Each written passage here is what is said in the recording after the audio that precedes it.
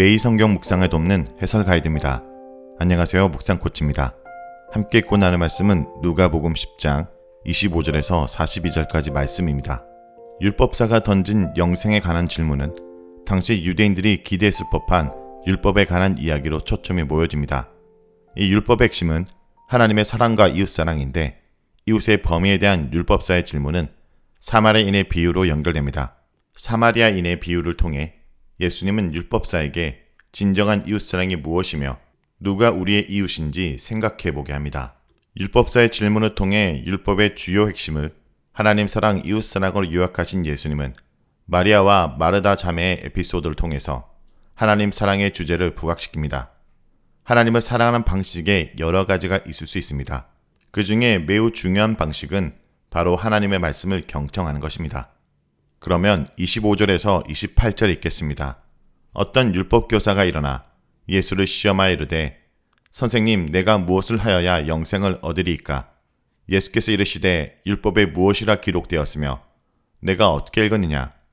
대답하여 이르되 내 마음을 다하며 목숨을 다하며 힘을 다하며 뜻을 다하여 주 너의 하나님을 사랑하고 또한 내 이웃을 내 자신같이 사랑하라 하였나이다.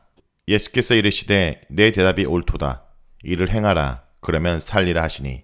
25절은 영생에 대한 율법사의 질문입니다. 한 율법사가 등장하여 예수님께 영생에 대해 질문을 제기합니다. 무엇을 행해야 영생을 얻을 수 있습니까? 현재 우리들에게는 이 질문이 상당히 어리둥절한 질문으로 비춰질 수 있습니다.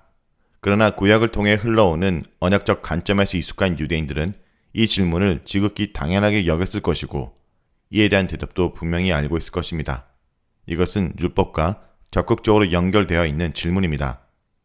26절은 율법사에 대한 예수님의 대답입니다. 율법사의 질문에 예수님께서는 율법으로 대답하십니다. 율법에 무엇이라고 기록되어 있으며 너는 그것을 어떻게 이해하였느냐? 라는 질문입니다. 율법사와 예수님 사이의 대화를 이해하려면 유대인들이 하나님과의 언약관계에 있다고 하는 것이 무엇을 함의하는지를 이해해야 됩니다. 하나님의 언약 백성이 되는 것은 율법 준수를 통해서 드러나야 합니다. 하나님을 믿는 것과 그분의 말씀에 대한 순종은 결코 분리될 수 없습니다. 27절에서 28절은 율법사의 대답과 예수님의 확인입니다. 예수님의 질문에 율법사는 율법의 내용을 하나님의 사랑과 이웃사랑의 계명으로 요약합니다. 실제로 구약 율법의 핵심이 하나님에 대한 언약적 사랑이라고 하는 것은 구약 전체를 통해서 잘 확인되는 사상입니다. 이곳에서 사용되는 용어들은 신명기 6장 5절을 염두에 두고 있음이 분명합니다. 내 이웃을 내 몸같이 사랑하라는 계명 역시 레위기 19장 18절을 반영하고 있음이 분명합니다. 율법사의 대답을 들은 예수님께서는 율법사가 알고 있는 대로 행하면 영생을 얻을 것이라고 말씀하십니다. 이것을 혹 행위구원이라고 생각한다면 우리는 여전히 이스라엘 언약이 무엇을 말하고 있는지 오해하고 있는 것이 됩니다. 하나님의 언약적인 사랑에 대한 당연한 반응은 그분이 주신 율법의 내용을 기꺼이 순종하는 것입니다. 29절에서 37절을 읽겠습니다. 그 사람이 자기를 옳게 보이려고 예수께 여짜오되 그러면 내 이웃이 누구니까? 예수께서 대답하여 이르시되 어떤 사람이 예루살렘에서 여리고로 내려가다가 강도를 만나매 강도들이 그 옷을 벗기고 때려 거의 죽은 것을 버리고 갔더라. 마침 한 제사장이 그 길로 내려가다가 그를 보고 피하여 지나가고 또 이와 같이 한 레위인도 그곳에 이르러 그를 보고 피하여 지나가되 어떤 사마리아 사람은 여행하는 중 거기 이르러 그를 보고 불쌍히 여겨 가까이 가서 기름과 포도주를 그 상처에 붓고 싸매고 자기 짐승에 태워 주막으로 데리고 가서 돌보아 주니라. 그 이튿날 그가 주막 주인에게 데나리온 2를 내어주며 이르되 이 사람을 돌보아 주라. 비용이 더 들면 내가 돌아올 때 갚으리라 하였으니 내 생각에는 이 세 사람 중에 누가 강도 만난 자의 이웃이 되겠느냐? 이르되 자비를 베푼 자니이다. 예수께서 이르시되 가서 너도 이와 같이 하라 하시니라. 29절은 율법사의 또 다른 질문에 대한 내용입니다. 이 단락은 10장 25절에서 28절에 제기된 하나님 사랑과 이웃사랑이라는 계명 요약 가운데 이웃사랑에 대해 이야기하기 위해 고안되었습니다. 예수님께서 율법사가 이해하고 있는 바를 행하라고 말씀하시자 이 율법사는 이웃의 범위에 대해서 질문합니다.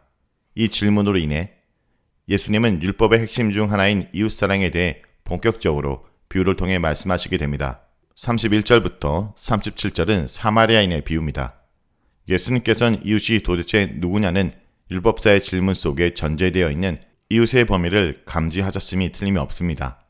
유대인들은 자신들을 제외한 다른 사람들이 이웃의 범위에 들어올 가능성 자체를 원천적으로 봉쇄하지는 않았지만 주 1세기 유대인들과 이방인들이 함께 섞여 사는 상황 속에서 둘 사이의 분리에 관해 더 많은 무게를 두고 있었습니다. 그래서 예수님께서는 다소 도발적인 비유를 소개하십니다. 이 비유에 등장하는 사람은 예루살렘에서 여리고를 향하다가 강도를 만나게 됩니다. 그리고 그는 옷 벗김을 당하고 맞아 거의 죽을 지경에 이르게 됩니다. 강도 만난 자를 처음으로 목격하게 되는 사람은 다름이 아니라 제사장입니다. 이 사람이 제사장이기 때문에 그가 강도 만난 자를 피하게 된 원인에 관한 추측이 제기됩니다. 레위기 21장은 제사장이 의식적으로 부정될 수 있는 시체와 접촉을 엄격하게 금하고 있습니다. 예수님 당시 쿰란 공동체도 의식적으로 부정해질 수 있는 시체와의 접촉을 엄격하게 금하고 있었습니다. 확실히 이 단락에서 제사장이 등장했다라고 하는 것은 우연이 아닐 가능성이 많습니다. 그럼에도 불구하고 이 단락에서 강조하고 있는 것은 그가 제사장이기 때문에 도움을 줄 수 없다는 데 있는 것이 아니라 결과적으로 강도 만난 사람이 도움을 얻지 못했다는 데 있습니다. 예수님의 비유 속에 제사장이 하는 역할은 강도 만난 자의 희망이 될 수 있는데도 결과적으로 도움을 제공할 수 없다는 데 있습니다. 이러한 이해는 레인에게도 동일하게 적용됩니다. 물론 레인도 제사장만큼은 아닐지라도 예루살렘 성전 제사와 관련된 부차적인 역할을 담당했기 때문에 의식적 부정에 대해서 상당히 민감했을 것이라고 추정됩니다. 그러나 제사장과 마찬가지로 레인이 이 비유에 담당하는 역할은 도움을 제공할 수 있는 것이라고 생각되지만 결과적으로 도움을 제공하지 못한 사람으로 그려지는 것입니다. 이어서 강도 만난 자를 발견한 사람은 다름이 아닌 사마리아 사람입니다. 예수님의 비유에서 사마리아 사람이 등장하고 있다라는 사실은 당시 유대인들과 사마리아인들 사이에 적대적인 감정을 생각한다면 더욱 놀라운 것입니다. 그런데 이 사마리아인은 강도 만난 사람에 대해 불쌍한 마음을 가지게 됩니다. 누가복음에서 사용되고 있는 이 불쌍한 마음이라는 단어는 7장과 15장에서도 각각 가보에 대한 예수님의 마음과 탕자에 대한 아버지의 마음을 나타내는데 사용되었습니다. 이렇게 본다면 지금 사마리아 사람이 가지고 있는 마음은 예수님과 하나님이 불쌍한 상황에 처한 사람을 바라보았던 것과 유사한 마음이라고 이해될 수 있습니다. 그런 점에서 이 마음은 27절에 등장한 이웃사랑의 참된 마음인 것입니다. 이 마음은 즉각적인 행위로 연결되고 있습니다. 사마리아 사람은 그 사람의 상처 부위를 기름과 포도주로 소독하고 그를 짐승에 태워 주막으로 데려가 돌봐줍니다. 그리고 자신의 볼일을 위해 떠나며 그를 계속해서 돌보아주는 데 필요한 비용을 제공합니다. 여기서 언급된 2데나리온은 강도 만난 자를 돌보는 데 필요한 최소한의 비용으로 이해해야 될 것입니다. 혹 비용이 추가적으로 발생할 경우에 자신이 돌아올 때 그 비용을 추가적으로 지불하겠다라는 약속까지 남깁니다. 예수님의 비유에 등장하는 사마리아 사람은 이웃에 대한 참된 사랑의 마음을 자신의 행위를 통해서 증명하고 있는 모습으로 등장합니다. 율법사는 율법의 핵심이 무엇인지 정확하게 알고 있습니다. 하나님 사랑과 이웃 사랑입니다. 그런데 그가 생각하고 있던 이웃 사랑은 예수님이 말씀하시는 이웃 사랑의 개념에는 미치지 못한 듯합니다. 그래서 예수님은 이 비유를 통해 진정으로 이웃을 사랑하는 것이 무엇인지 그에게 교훈하고 계십니다. 예수님의 가르침은 최종적으로 너도 이와 같이 하라 라는 명령을 통해서 주어지고 있습니다. 다음은 38절에서 42절 읽겠습니다. 그들이 길 갈 때 예수께서 한 마을로 들어가심에 마르다라 이름하는 한 여자가 자기 집으로 영접하더라. 그에게 마리아라는 동생이 있어 주의 발치에 앉아 그의 말씀을 듣더니 마르다는 준비한 일이 많아 마음이 분주한지라. 예수께서 나아가 이르되 주여 내 동생이 나 혼자 일하게 두는 것을 생각하지 아니하시나이까. 그를 명하사 나를 도와주라 하소서. 주께서 대답하여 이르시되 마르다야 마르다야 내가 많은 일로 염려하고 금심하나 몇 가지만 하든지 혹 한 가지만이라도 족하니라. 마리아는 이 좋은 편을 택하였으니 빼앗기지 아니하리라 하시니라. 38절은 한 마을로 들어가서 한 대를 받으시는 예수님에 대한 내용입니다. 누가복음 이전 단락에서 율법사와 예수님의 대화를 통해 율법에서 가장 중요한 것이 하나님에 대한 사랑과 이웃에 대한 사랑임을 분명하게 제시했습니다. 그리고 예수님은 사마리아인의 비유를 통해 이웃 사랑이 무엇인지 말씀하셨다면 이제 순서를 뒤집어서 하나님 사랑이 무엇인지를 말씀해주고 계십니다. 예수님께서는 여행 중에 한 마을로 들어가십니다.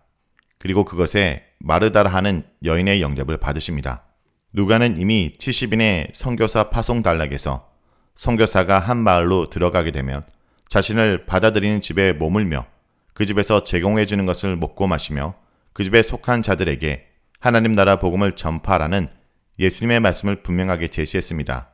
이 경우 제자들이 아니라 예수님께서 직접 그 집을 방문하시고 그 집이 제공하는 한 대를 경험하고 계십니다. 이러한 맥락 속에서 우리는 이전 단락에 등장하는 선교사들의 파송과 파송된 자를 영접하는 것, 그리고 이 이야기에 존재하는 암시적인 연관성을 파악할 수 있습니다. 이야기의 결론 부분에서 확인하게 되겠지만 복음 전도자들을 한대하며 받아들인 일은 그들이 전하는 메시지를 받아들이는 것과 분명하게 연결되어 있습니다. 따라서 뒤에 등장하는 이야기를 이러한 누가복음의 근접 문맥 배경 속에서 이해할 때 우리는 이 이야기의 본질적 의미에 한 걸음 다가가게 됩니다. 39절은 예수님의 말씀을 경청하는 마리아의 모습입니다. 이야기의 초점은 예수님을 한대하는 마르다에서 그의 여동생 마리아로 전환됩니다. 요한복음 11장에 따르면 마리아는 마르다의 동생으로 소개됩니다. 그런데 누가복음에 따르면 마리아는 예수님의 발 아래 앉아서 그의 말씀을 지속적으로 경청하는 모습으로 묘사됩니다. 이것은 흡사 랍비 문하생이 선생님의 말씀을 듣기 위해 경청하는 모습과 유사합니다. 지금까지 누가복음에서 제시된 관점에서 생각하면 마르다와 마리아 자매의 모습은 하나님 나라 메신저에 대한 매우 적절한 본보기라고 할 수 있습니다. 마르다는 예수님을 한대했고 마리아는 예수님의 말씀에 집중해서 듣고 있었기 때문입니다. 40절은 불만을 제기하는 마르다에 대한 내용입니다. 마리아가 예수님 발 아래서 그분의 말씀에 집중하고 있을 때 누가복음에선 다시 마르다에게 초점을 옮겨갑니다. 마르다는 섬기는 일로 인해 계속해서 마음을 빼앗기고 있었습니다. 실제로 예수님이 집에 들어오셨기 때문에 마르다가 예수님을 섬기기 위해 일을 하는 것은 전혀 문제될 것이 없습니다. 아니, 문제될 일이 아니라 도리어 반드시 그렇게 섬기는 것이 마땅합니다. 이러한 섬김 가운데 마르다는 자신을 돕지 않는 마리아를 보고 예수님께 불만을 토로합니다. 왜 마리아에게 명해서 자신을 돕도록 하지 않느냐는 것입니다. 우리는 여기서 누가복음이 제시하는 문제점을 발견하게 됩니다. 그것은 많은 섬김에 그녀가 마음을 빼앗기고 있었다는 것입니다. 이 본문을 잘못 이해하면 말씀을 듣는 것은 좋은 일이고 섬기는 일은 그보다 못한 일이라는 이분법적인 도식을 갖게 됩니다. 섬기는 일은 좋은 일이고 어떤 의미에서 우리의 가정생활과 교회생활 가운데 반드시 필요한 일입니다. 그러나 그 일로 인해 마음을 빼앗긴다면 결코 바람직한 일이 될 수 없다라는 얘기입니다. 41절에서 42절은 예수님의 가르침입니다. 예수님께서 마르다의 불평과 문제 제기에 대해서 가르침을 제시하십니다. 앞서 언급한 대로 예수님은 섬기는 일 자체가 잘못이 아님을 드러내십니다. 예수님의 가르침 속에 이러한 사실이 제시되어 있는데 예수님에 따르면 마르다는 섬겨야 하는 많은 일들로 인해 마음을 빼앗겨 버렸고 그 결과 염려와 근심에 붙들렸습니다. 이것이 마르다의 문제에 대한 예수님의 평가이며 가르침입니다. 누가복음뿐만 아니라 신약성경 전체의 가르침의 빛으로 볼 때 염려와 근심은 하나님의 통제를 받는 제자의 모습과는 어울리지 않습니다. 누가복음뿐만 아니라 신약성경이 그려주는 참다운 제자의 삶의 모습은 상황과 처지와 관계없이 그의 제자들이 누리게 되는 평안, 즉 샬롬의 모습입니다. 누가복음이 그리는 마르다의 모습은 확실히 이러한 평안과는 거리가 멉니다. 평안이 사라졌을 때 일반적으로 나타나는 현상이 염려와 근심입니다. 마르다는 예수님을 섬기기 위해 많은 음식을 만들기 위해 분주했을지도 모릅니다. 그러나 그녀의 그러한 분주한 마음은 그녀를 확실히 염려와 근심으로 인도해 갔음이 틀림없습니다. 이에 대해 예수님은 그러한 섬김이 불편한 것은 아니지만 그것 때문에 마음을 온통 빼앗겨버리고 염려와 근심의 마음을 내어주는 것은 결코 바람직하지 않다라는 사실을 가르치시고 계신 것입니다. 이러한 맥락에서 예수님은 많은 준비가 필요한 것이 아니라 하나면 충분하다고 말씀하고 계십니다. 예수님께서는 마리아가 좋은 편을 택했다라고 말씀하고 계시는데 여기서 편이라는 단어는 70인역에서 식사의 여러 부분을 나타내는 데 사용되고 있다는 것이 흥미롭습니다. 만일 예수님이 이 단어를 의도적으로 사용한 것이라면 그것은 일종의 언어 유희로 이해될 수 있습니다. 마르다는 지금 예수님을 섬기기 위해 열심히 준비하느라 바쁜데 마리아는 여러 식사 가운데 좋은 편을 선택했다라는 의미가 됩니다.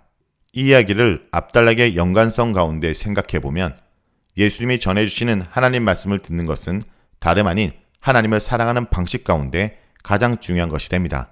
선한 사마리아인의 비유를 통해 진정 이웃사랑에 대한 가르침을 주신 예수님은 마르다와 마리아 자매 이야기를 통해 하나님 나라에 관한 가르침을 주고 계신 것입니다. 하나님을 사랑하는 것이 무엇일까요? 그분의 가르침을 경청하여 듣는 것입니다. 그리고 그의 가르침을 경청하는 것은 그분의 뜻에 순종하는 삶의 방식으로 나타납니다. 자, 여기까지가 누가복음 10장 25절에서 42절까지 말씀입니다. 오늘 말씀을 통해 우리는 무엇을 묵상하고 적용해야 할까요? 말씀을 안다라는 것은 하나님의 마음을 안다는 것입니다. 율법교사는 하나님 말씀에 대해 많이 알았습니다. 그렇지만 그 말씀을 아는 것으로 예수님을 시험하고 넘어뜨리려고 합니다. 이어지는 율법교사의 질문들은 바로 자신의 지식으로 예수님을 공경에 빠뜨리려고 하는 것인데 이것은 바로 하나님 사랑과 이웃사랑 중에 이웃사랑을 범하고 있는 모습입니다. 예수님께서 하신 비유 속에서도 제사장과 레인들은 나름대로 하나님 말씀을 알고 하나님을 섬긴다라고 말하는 자들입니다. 그렇지만 그들은 강도 만난 자를 피함으로 말미암아 이웃사랑을 실천하지 못하고 있는 모습입니다. 그렇지만 사람들이 손가락질하는 사마리아인이 하나님 말씀대로 강도 만난 자를 도와줌으로 이웃사랑을 실천하고 있습니다. 그러므로 율법교사는 자신이 알고 있는 많은 지식으로 이웃사랑을 어기고 있는 자이고 제사장과 레위인은 말씀을 알지만 이웃사랑을 실천하지 않는 자입니다. 이어지는 마리아와 마르다 이야기 속에서도 마리아와 마르다의 모습을 통해 하나님 말씀을 듣고 아는 것이 얼마나 중요한지 이야기하고 있습니다. 마르다는 예수님을 대접하기 위해 말씀에 경청하기보다 마음을 빼앗기고 분주하고 염려했습니다. 그렇지만 마르다는 예수님의 발치에 앉아 그 말씀에 집중하고 있습니다. 혹시 여러분 우리가 마르다처럼 하나님을 섬긴다는 이유로 오히려 말씀을 멀리하고 있지는 않습니까? 주를 위해서 무언가를 해야겠다라는 이 마음 때문에 오히려 말씀과 멀리 내 방식대로 일들을 진행하고 있지는 않습니까? 그렇다면 마르다는 말씀을 잘 알지 못한 채 열심히만 하는 자의 모델입니다. 성도 여러분, 하나님 말씀을 통해 하나님을 어떻게 사랑하는지 하나님이 원하는 방식으로 하나님을 사랑하고 이웃을 사랑하길 기도합니다.